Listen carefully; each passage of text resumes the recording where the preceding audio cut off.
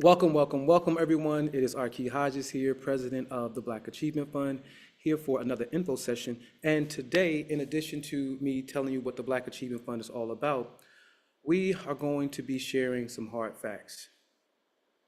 I came across an article last week that really brought home all of the tangible ways in which this administration, in which the white races have been effective in pushing back Black progress. I never thought, there's been so much happening in our lifetimes. First off, we never thought that we'd get a Black president in our lifetime. But we've been rewarded by electing a Black president by having Donald Trump for 2 terms. All right. And we all are living through the nightmare, which is his second term. In his first term, he went batty, but he didn't go as this far to the right in terms of dismantling all of the gains that Black people fought and died for decades during the civil rights movement and beyond. And what we're seeing right now in real time is that all of those gains, those hard fought gains, we don't even know how many lives were lost fighting for these rights. And in one administration, we see so much of these rights being eroded and taken away and stripped. And what is the objective? The objective is to assert white superiority all over again. We don't care what's right. We don't care what's fair. White people are supposed to be on top, and we're going to manufacture it so that white people are on top. And that means we're going to remove all equal opportunity protections that Black and brown people had under all of these civil rights legislations and things like that. We're going to strip HBCUs of critical funding, knowing that they're already underfunded by over $1 billion compared to other land grant colleges and universities. The education system, let's completely remove any aspect of slavery, white oppression, exploitation, mass murder. Let's remove anything that white people have done wrong in history so that the new generations of white people growing up will not have any reason to feel sympathy for Black people, to have any reason to feel guilt about their position in America. And the question becomes, what are we doing about it? What are we going to do about it? What are we doing about it? But we want to get into the article in a moment. First, for those of you who are not familiar with the Black Achievement Fund and want to know a little bit more about what we do, I will provide you with a brief overview. And I encourage you to go and visit our website, baf.solutions, for more information about what the Black Achievement Fund does. We do a whole lot, too much to talk about in a small 1-hour info session. But we have dozens and dozens and dozens and dozens and dozens and dozens of info sessions in which we give information about virtually every aspect of the Black Achievement Fund. But at our core, the Black Achievement Fund's mission is to finance the grand development of Black America and beyond through a simple system of collective economics, or UJAMA. Our model, 10 million Black people and our allies plus $9 a month equals $90 million every single month. And when I say this, I don't think people really grasp the power of this. What can the Black community do with $90 million coming in every single month of tax-free dollars? How many people from our community could we employ? and pay salaries every single month. $90 million a month. How many community centers can we open up? You're talking about an upscale community center every single month. And not only building the centers, which will become assets for our community, but also providing a budget for salaries, for programming, for operations, so that we are no longer relying upon other people. $90 million a month. We had over 100 Black-owned hospitals over 100 years ago. In 2025, we have only one. We could build a new hospital every single month. And we're not talking about $90 a month. We're not talking about $900 a month. We're talking about $9 a month. I'm in the process right now of creating the Breaking Barriers African American History Education Series. And I'm chronicling Black and white men from our past who did extraordinary things in some of the most dire times for Black people. And what I'm seeing is that the strategies that they had for survival, for uplift, these are the strategies that we have to return to. When I think about moments after the Civil War, when African Americans were free from enslavement, but yet we were still in the midst of all of our former slave owners, all of the former overseers, all of the former racist people who hated our guts. We were still living in their communities and still being forced on many levels to work for them for slavery wages under sharecropping and all of those things. But I asked myself, well, what did we do to survive and thrive? How did we outsmart them? And the answer was, we built our own safety net. We built all of these churches. The church was a real vehicle for liberation. The church was a mutual aid society. We built mutual aid societies. We pooled our resources together to buy plots of land, to build our own cities, our own municipalities. We built over 200 municipalities during segregation. Many were successful beyond the white towns that they bordered. And what we saw then was the same thing that we're seeing now, that there is a concerted effort to prevent Black progress. There is a concerted effort to manufacture Black poverty, to manufacture Black crime, to manufacture Black inferiority.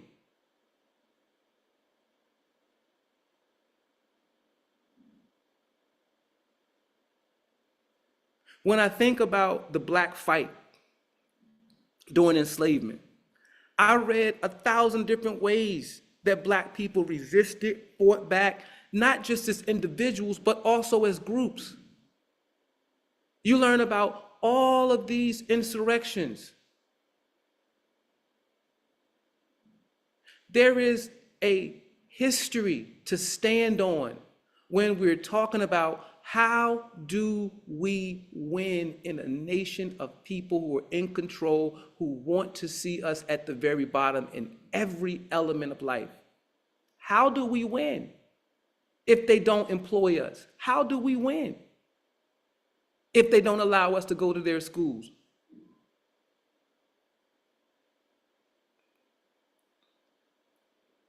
The Black Achievement Fund is saying, Black people, we are suffering so many negative statistics because we are failing to embrace the strategies that our ancestors used to bring us from enslavement to empowerment.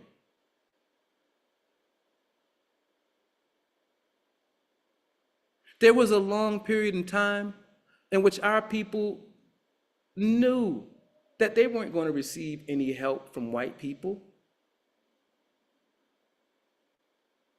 So what did we do? Did we crumble?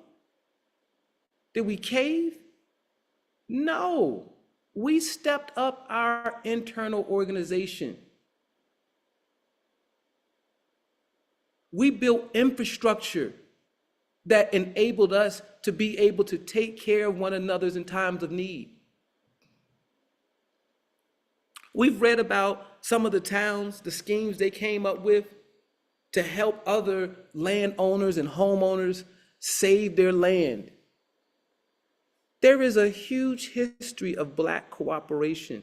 There is a huge history of Black organizations working together to provide the things for our communities that the government will not do it, even though we're a part of this government and pay the same amount of taxes as everybody else.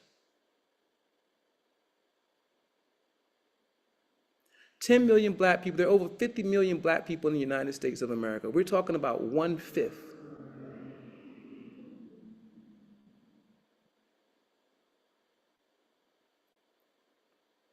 One-fifth. We have so many Black nonprofit organizations that are doing the same thing. Almost all of the nonprofit organizations that I come across exclusively get their money from foundations, corporate sponsorship, federal governments, federal grants. So now in this new climate, this new racist administration, you don't have anything. This is a huge lesson in relying on the goodwill of your former oppressors to sustain your progress. We're watching and seeing that white people would rather themselves starve so long as they know that a president is sticking it to the people that they hate.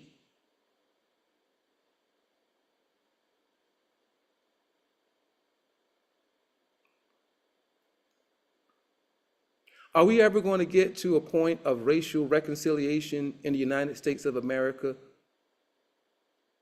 It seems very difficult when you got a group of people who, instead of being ashamed at their racist past, instead of being ashamed at committing genocide against a multitude of different racial and ethnic people here in America, instead of being ashamed of those things, they use fancy words to legitimize it and then double down on their right to rule and run this country exclusively.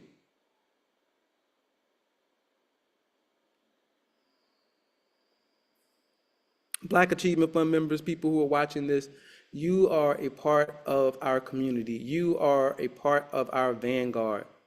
We need everybody in the fight. I sit back and I see, let me go to this article.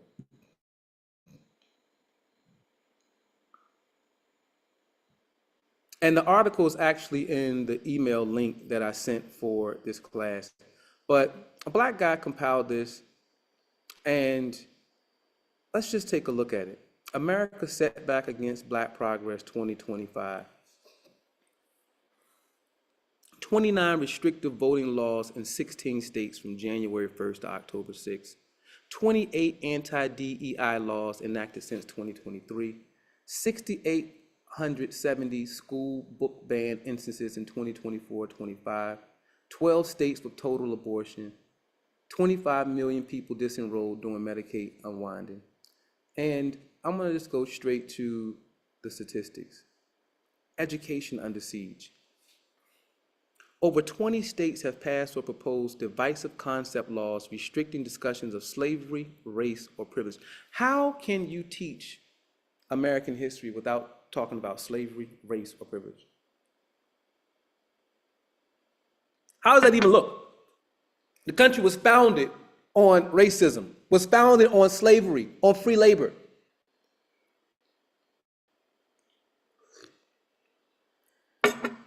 Florida's SB 266 and Texas SB 17 shut down diversity, equity, inclusion offices at public universities. Arkansas and Alabama followed, cutting entire culturally competency curricula.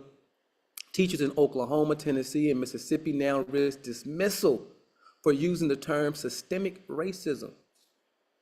Excuse me. The Florida Department of Education removed advanced placement African American studies. In Virginia, new standards labeled enslaved Africans as immigrants. More than 3,000 books were banned in 2024 alone, over 40% authored by Black or Latino writers. Works by Toni Morrison, Ta-Nehisi Coates, and Jason Reynolds have been pulled from shelves. Educators in Texas and Georgia must pre-submit all reading lists for approval. Students are being taught that both sides of slavery must be discussed. And when they say both sides, they're talking about a side in which slavery is supposed to have had positive benefits for Black people. State funding for Black studies programs dropped 27% nationwide since 2021. Florida banned spending on diversity training at state colleges. We learned a couple weeks ago that they've rescinded $350 billion in grants that were slated for HBCUs. Libraries in majority Black counties face disproportionate closures. At least 12 HBCU grant applications were delayed or defunded under new federal priorities. Books by Dr. King and Rosa Parks have been flagged as politically divisive. Teachers in Texas are now required to give opposing perspectives on racial violence, justifying it. Conservative donors have funded lawsuits to end ethnic studies requirements in K through 12. Across school boards, anti-woke candidates now control policy in more than a third of U.S. districts. Over 60% of teachers support self-censoring race-related lessons. The erasure of Black history is no longer subtle, it is legislated. Okay, I want to go back to 18 for a minute. Across school boards, anti-woke candidates now control policy in more than a third of U.S. districts. When our community talks about voting, we don't talk about voting locally. We talk about the big elections, but the local elections are just as, if not more important than the major elections. We have to train our community to vote anytime anything is happening. Because at the end of the day, on those local levels, that is how disproportionate trash sites get put in Black community. Disproportionate power sites get put in Black communities on the local level. Voting rights rolled back. Since 2020, over 30 states have tightened voter ID laws.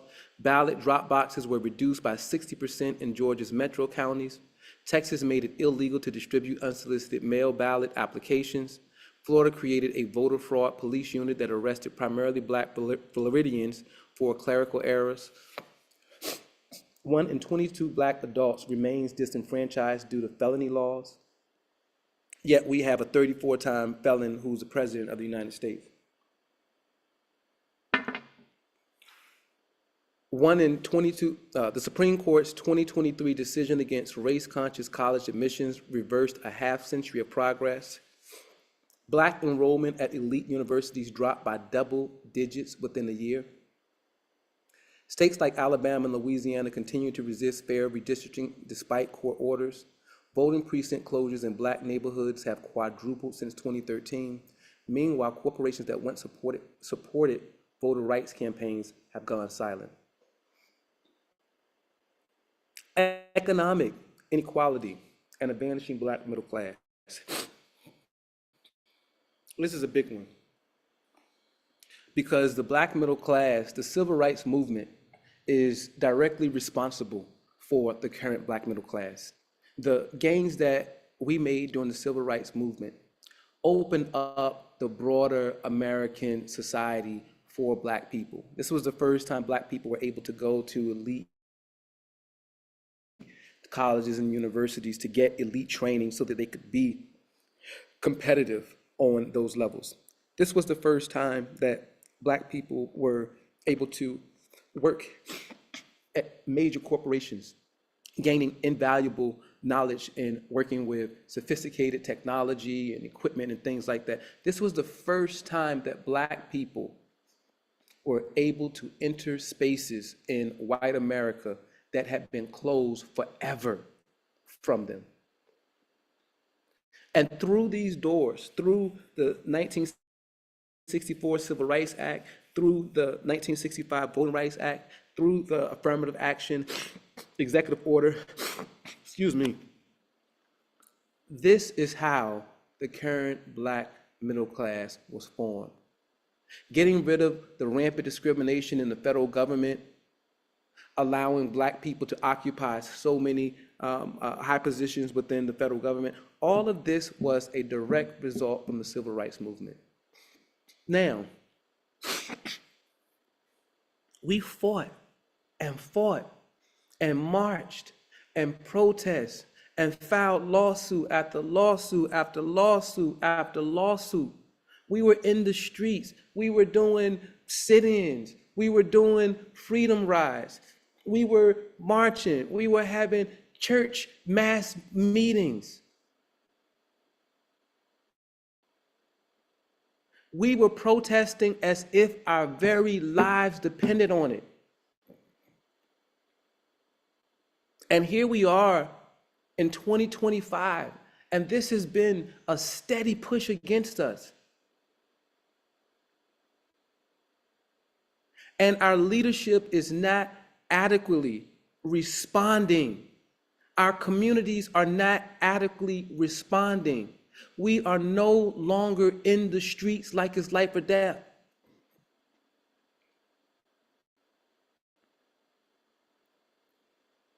The Black median household wealth is 1/8 that of white households. The racial home appraisal gap costs Black families billions annually. And as a real estate investor and developer, I fight this tooth and nail every single time I have to deal with an appraisal. Black home ownership stands at 43% versus white home ownership at 72%. Only 19 Black-owned banks remain nationwide out of over 100 in the 1980s. Federal Reserve data show that Black entrepreneurs receive less than 2% of venture capital funding. People with money, they're not trying to finance no Black entrepreneur. They're not trying to finance no Black genius. They want you to come work for them, and whatever you create is owned by them. But they're not going to give you capital to compete against white capitalists.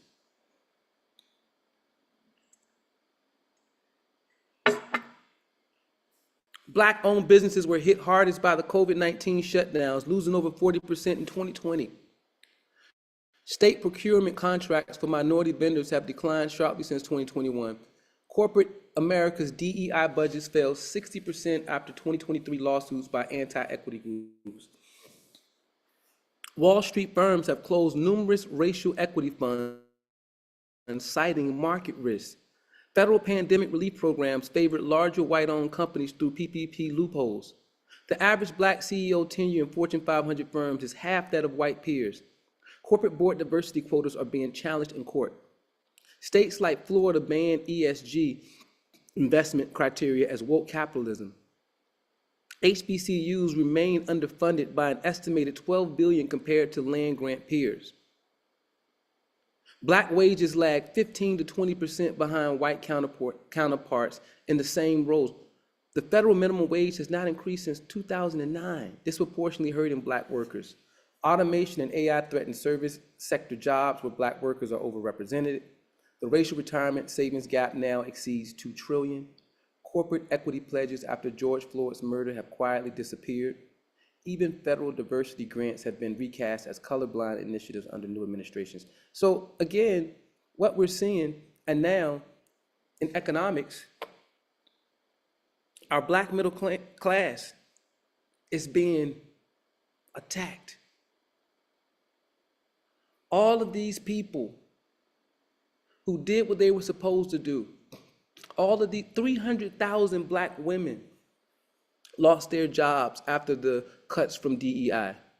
We talked about that a few weeks ago. And that's just the women. What about the men? We rested on our laurels. We somehow believed that all of that fighting, all of what we accomplished during the civil rights movement, we naively thought that that would be a record that would stand the test of time. We thought that the nation could look back on the civil rights movement and see how ugly it was, see how nasty it was to its own citizens, and would move forward in a future where we would never, ever turn backwards. And that's what all this is about. All this is about curtailing black success. A large portion of white America, white racists, do not want to see black people successful. Seeing black people successful to them is not an acknowledgement of black equality, but is somehow because of unfair privilege that they're getting. And that's an irony. The irony is that the people who use race to provide themselves with unfair advantages are crying that black people are using race for unfair advantage. I mean, it's just, it's unbelievable. The hypocrisy is unbelievable. These people are sociopaths and psychopaths. Look up the definition. Look up the clinical definition of a sociopath and a psychopath.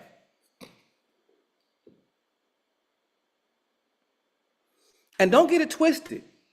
Sociopaths and psychopaths are very intelligent people.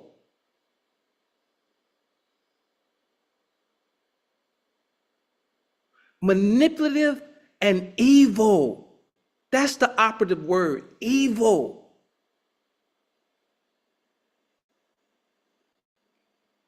You cannot assimilate into a society of sociopaths and psychopaths and expect that you're going to come out whole. You have so many white people who flock to black culture because they know that they don't have much culture.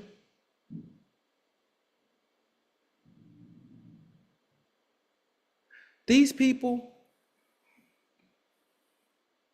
do not want other white people enjoying the company of black people, supporting black people, dating black people. To them, it is almost like 1700 for them. Their level of racism is no different than the most ardent racists of the 17th, 18th, 1900s. It's no different.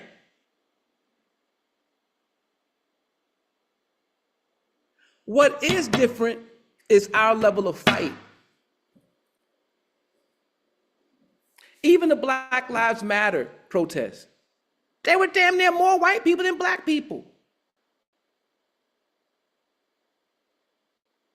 I have a class on dating back from 2012 on all of the ways in which white people, white conservatives, were working to dismantle black history in schools. I shared video after video of protest after protest after protest. Almost exclusively the protesters were white people. White people.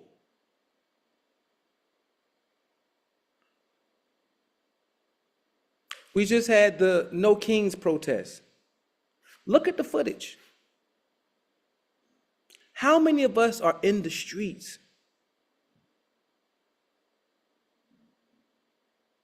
Because that's what it's going to take. That's what it always has taken.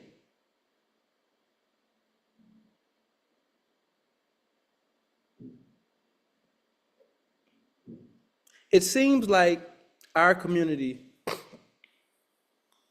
feel like maybe we're too good to protest. I ain't going out in the streets. Marching old-fashioned, what is a march going to do? When people get out into the streets, that is the only time oppressors have to acknowledge their oppression. That's the only time. If you ain't in the streets, they could care less. They could care less. Where are the mass meetings? Where are the strategy sessions?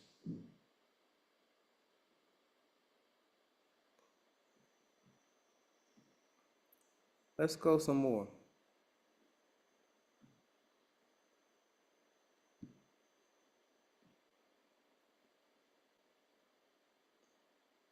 Sorry, hold on one second.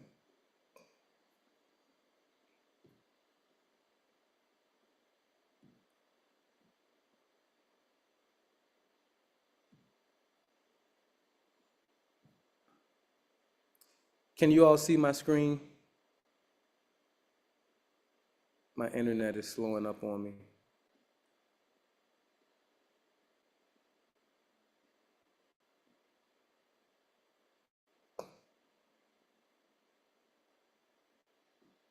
Health, environment, and justice. Black maternal mortality remains nearly 3 times that of white women. Now, I mean, this is one of the most ridiculous statistics I've ever seen. Black women had the first children on this planet. Black women and black women exclusively were the world's only mothers for over 100,000 years. Only black women were giving babies.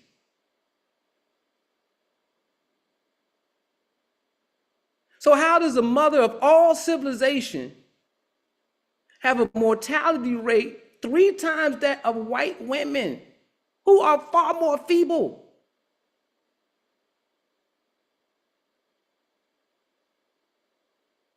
This isn't a coincidence, and this has been since I was a kid. I firmly in my heart, in my heart, I firmly believe that you have white racists who have decided that they were going to go into the medical field and that their duty to white supremacy is to kill black people in these hospitals. Kill as many on the hospital table as possible.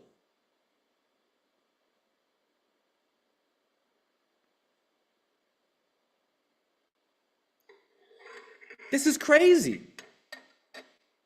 And it makes you paranoid. The Black Achievement Fund have white supporters. People give us money. They don't come up here and try to dictate and tell us what to do or anything like that. But do you think I'm gonna go to a hospital and indiscriminately let a white doctor operate on me? No.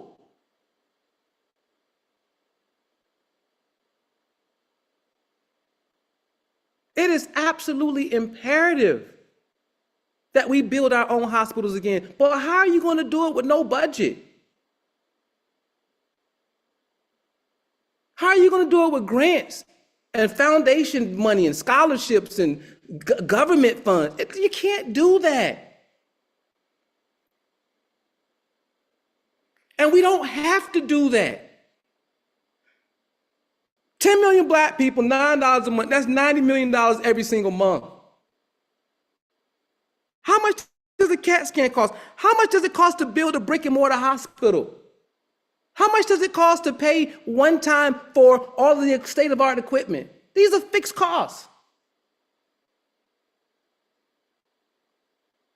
90 million a month. We have more than enough money to pay the salaries of top doctors.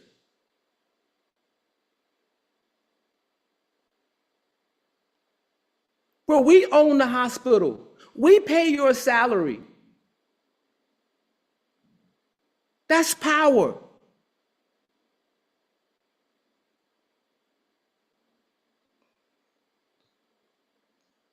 I'm doing a class right now on Dr. Daniel Hale Williams.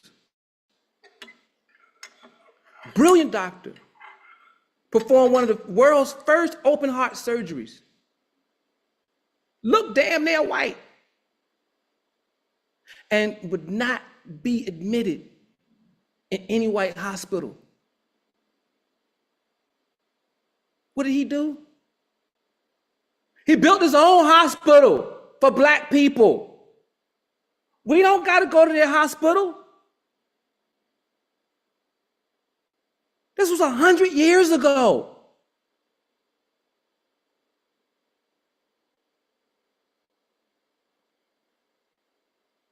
Providence Hospital in Chicago.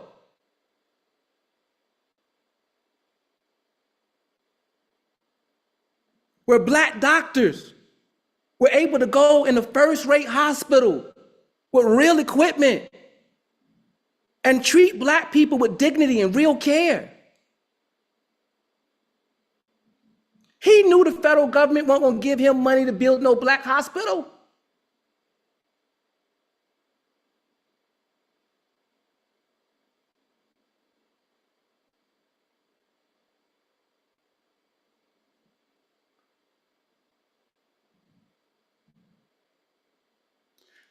Flint, Jackson, and Benton Harbor still lack safe water infrastructure after years of promises. Everybody heard about all of that shenanigans with the water in Flint, how they illegally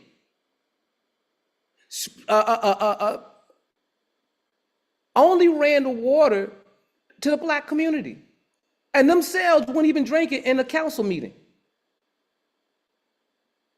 And we go on about our merry way as if somehow these things have been resolved.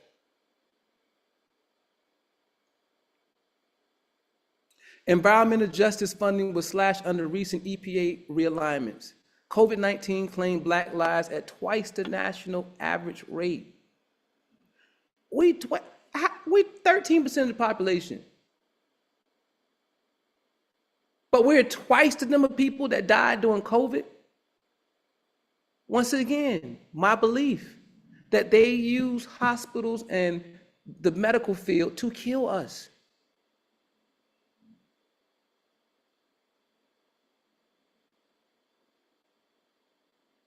There is this paranoia that we are going to overtake them population-wise and take over the country.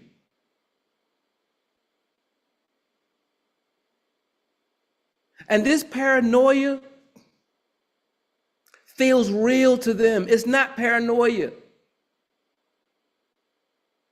To them, Barack Obama was a sign that they were right. And then you get a Black woman who they're pushing up for next, Kamala Harris. They're going insane.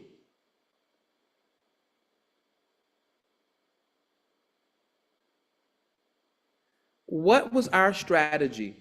How did we survive the backlash against African Americans after the Civil War, after the federal government removed the South, removed the military from the South after Black Reconstruction? That's what we're looking at. We're living in the times akin to the nadir of African American history. And what are we doing in the face of this crisis? I'm just asking. But it looks like business as usual and no rage, no outward protest. Now, I will say that we're very vocal on social media, but we're going to talk about that in a second. Our social media is being shadow banned. We don't control that. So we're being silenced there as well. Medical bias algorithms underdiagnose pain and disease in Black patients. Health insurance coverage gaps persist due to the non-expansion of Medicaid in southern states. Gun violence is now the leading cause of death for Black youth. Community mental health funding has declined as incarceration rises. The perfect storm our community is facing. Virulent backlash from the white center. They have white people sincerely believing that they are losing. So many white people who voted for Barack Obama ended up voting for Trump.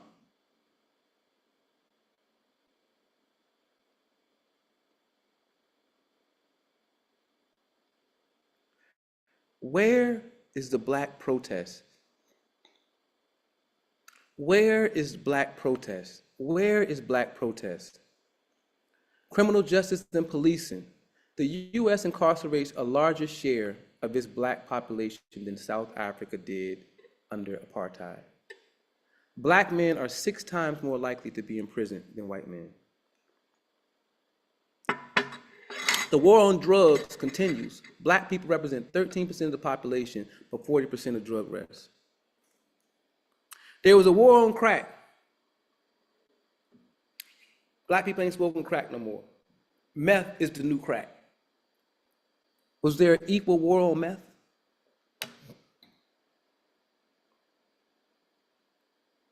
Black drug dealers were hunted down by police all day long, all night long, filling up the prison systems.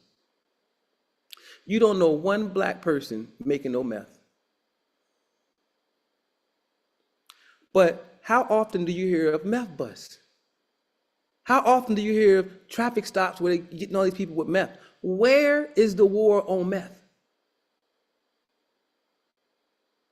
Police departments in at least 10 states have remilitarized under the Pentagon Program 1033. The Trump Justice Department curtailed consent decrees that monitored abusive departments. Qualified immunity still protects officers from civil liability in most cases. Black drivers are 20% more likely to be stopped and searched, and that's just in certain areas. All right, read the Ferguson report. Black people, hold on.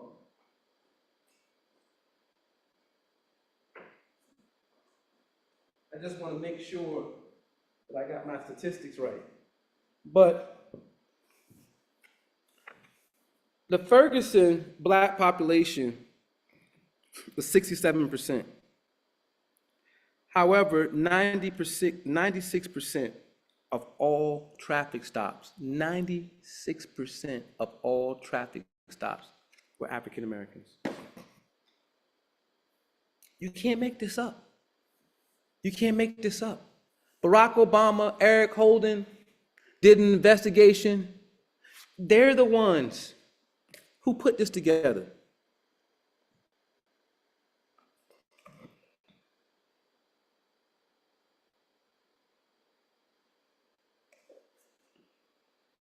Okay?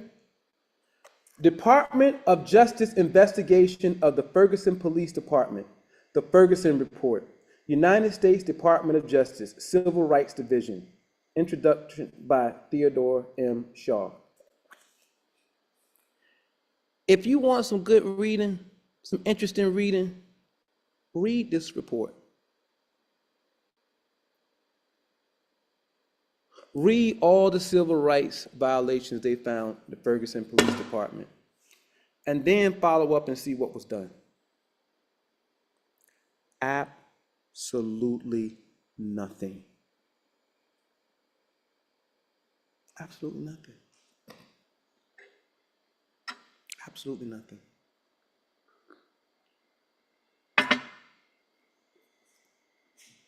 Black people, we are in a crisis unlike I've ever experienced in my lifetime.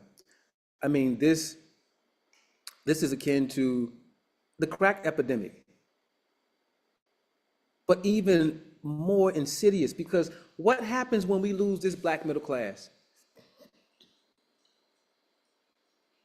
What happens when the next generation of young black workers no longer have access to the type of jobs that the civil rights middle class community had access to? What is going to happen? And are you going to wait for it? Where are your kids going to work?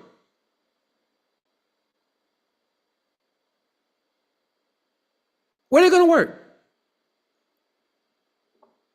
Does our community have industries where we can absorb them and employ them? The industries that we make the most money off of is sports and entertainment, and we don't control any of that. It is also controlled by non-black people. So all of this time that we've had since the civil rights movement, we have put all of our effort into making the integration experiment as comfortable for white people as possible. Put our heads down and accepted that we can be a part of white society, but we can't lead any parts of white society. We can help white companies meet their goals and deadlines, but we can't run white companies, no matter how smart you are.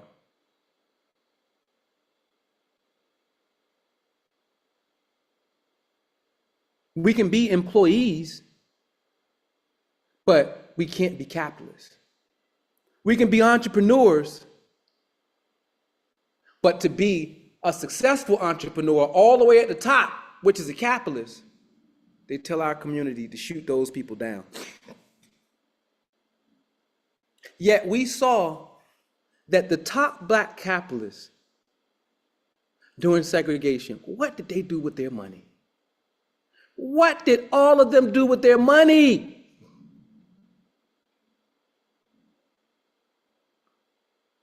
What did Madam C.J. Walker do with her money? What did Annie Malone do with her money? What did Maggie Walker do with her money?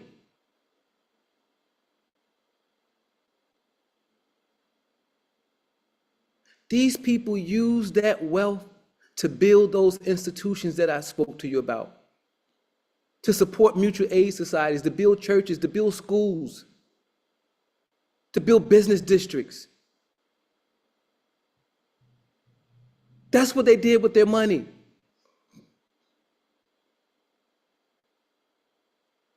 So they've tricked us into believing that you shouldn't aspire to be a captain of industry.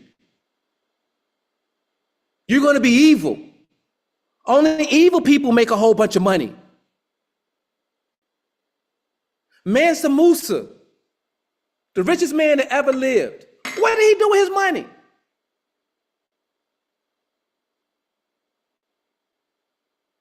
What did he do with his money? He supported the people with it. He gave the poor gold. He gave out so much gold that it depressed the entire world gold market.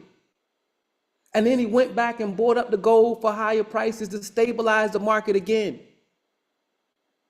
He built centers of learning, a new mosque every week.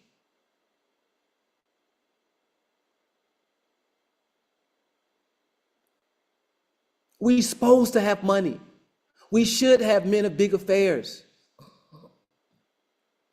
The problem is that when they're no longer part of African culture, when they're no longer part of African community, when they no longer embrace an African worldview, and they begin to embrace the worldview of the oppressor, then they take on the same actions as the oppressors. They begin to see their oppressors' problems as their own.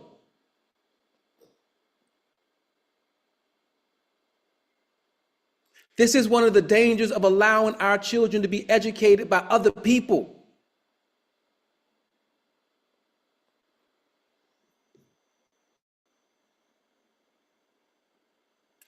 Culture and media and erasure. Black media outlets have received less than 1% of federal advertising dollars, less than 1%. Algorithms flag race-related keywords as unsafe for advertisers. Black creators on TikTok and YouTube report systematic shadow banning. Funding for Black museums and archives have declined by 40% since 2020. Confederate monuments still outnumber monuments by Black leaders. Blah, blah, blah, blah. You know, we can go on and on and on. And once again, this whole entire article is a part of the email that I sent out today. Just click on the title and it will take you to this, this article. But people, we got to get it together.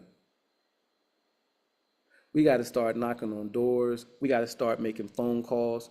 We have to get our community in shape. And we have to get our community in shape around real solutions. Real solutions.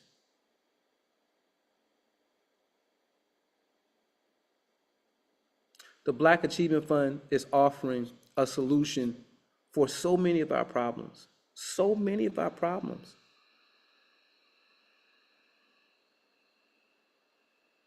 We have to work to convince other people how serious this issue is. We have to work and convince our people that Black people working together is not a fantasy. That is the history.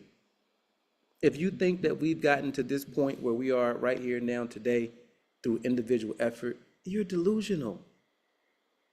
This has been a collective effort. Buying land. We didn't have money to buy land individually. We pooled our money. I was just watching a documentary on Marian Anderson. She was a child musical prodigy, and she's singing classical music. The Black community recognized her talent and was chipping in, giving her money to further her along, helping her raise money to go to Europe where she could be accepted. This wasn't for them. This is our history. Don't be afraid to talk to other Black people about the state that we're in. Don't be afraid to tell them, join the Black Achievement Fund. Don't be afraid to tell them, hey, I'm going out to this march. We matter. But we got to step it up. We have to absolutely step it up. We're right at 2:55. We have a couple people here on live. Is there anyone who wanted to make some comments before we go to close on what we're talking about? For those of you who aren't aware, we're having a monthly members meeting at 4 p.m. It is not live streamed on our YouTube. So if you want to be a part of that, you're going to have to sign in again at 4 p.m. But people, I am pleading to you. We just sent out an email for our peer-to-peer fundraising platform. It's real easy to do, but we have to build our own communities.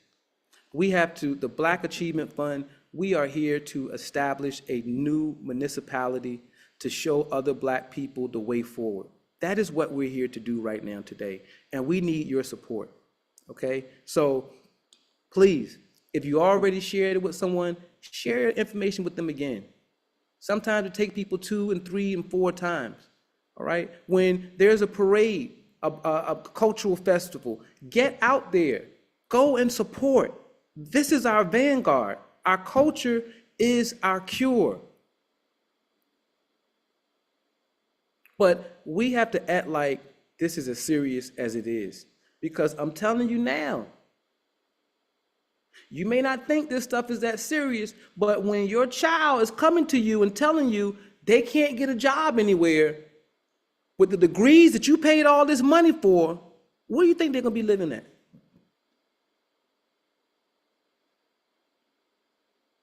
These children are coming back home because corporate America is no longer going to hire them. And they're telling you that now. We're not going to keep hiring your kids. The elite colleges and universities, we're not going to keep accepting your children anymore. So without that education, without access to their companies, where your kids going to work? Where your kids going to school? What's going to be the quality of HBCUs with all of this federal funding out the window? And this is year one. They're going to continue to defund, continue to defund. They can continue to strip away. Cornell University, one of the only institutions that had an autonomous Africana Studies department, meaning that it was its own department. It was not subjugated under a history department or American Studies department. It was its own department, own degree granting department. When Dr. James Turner passed away, they saw that as a great opportunity to end its autonomy and to now move that program under the history department. So now we don't have any say over how the Africana Studies department is being run. It's under the history department. All right? Dr. Coretta Scott King said, liberation is never really won. You win it in every generation, and every generation needs to understand they got to fight for it. We can't sit back on our laurels and say, well, they did everything for the civil rights movement. Now we have to stand up for the next generation. And our movement can't be about legislation. Our movement has to be about self-determination. Our movement has to be about building independent wealth. Our movement has to be about us governing ourselves. And that is why we're here, to build our own municipality where we govern ourselves. We police ourselves. That is still on the table. Who knows how long that's going to last? While we have this power, we need to enact it. If you have not joined the Black Achievement Fund, join today, baf.solutions/join. Share this video, share the other videos, but step it up, all right? All of us are activists. If you care about the Black community, step up your activism. What do you think our enemies are doing? They're on top, and look how they're organizing against us, and they're on top. You got their billionaires funding this racist agenda, funding Turning Point. Where are our billionaires to fund our organizations, our initiatives, our fight back? We have to put pressure on our own community. We have to put pressure on our own community. This is real, and this is worth fighting for. All right? And not everyone got the vision. Not everyone has the strength. Not everyone has the consciousness. But if you're watching this, if you're a member, then that means that you do. So more is expected of us than everybody else. We can't worry about what everybody ain't doing, but what are we doing as an organization, as an individual? Step it up, step it up, step it up. I'm going to also step up my activism in my local community and anywhere that, I can. If there's something out in the streets, I'm going to be there. Because we can't just talk. There has to be action, some type of action. All right. Anyway, that's my talk for today, my info session. Love you guys. Please sign up for our peer-to-peer fundraising platform for our Pyramid One guest house. It's an easy platform. We're going to show you how to set up your page. We'll help you set up your page. And you can decide how much you want to fundraise on behalf of our initiative. But we need at least 50 people to fundraise $1,000 in the next 12 to 18 months. All right? To fundraise, and we're going to support you, we're going to help you, but we need you to sign up. So when you see that email, which came out earlier today, please sign up so that you can be a part of our peer-to-peer fundraising platform. Also, our Kwanzaa. We also sent out an email for people to participate in our Kwanzaa celebration. We already got a couple people, thank you so much, but we need your participation, all right? Don't sit on the sidelines. We need your participation this year. And if you know any young people, make sure you get them involved as well. All right? Love you guys. Black Achievement Fund hug. And I'll see you at 4 p.m.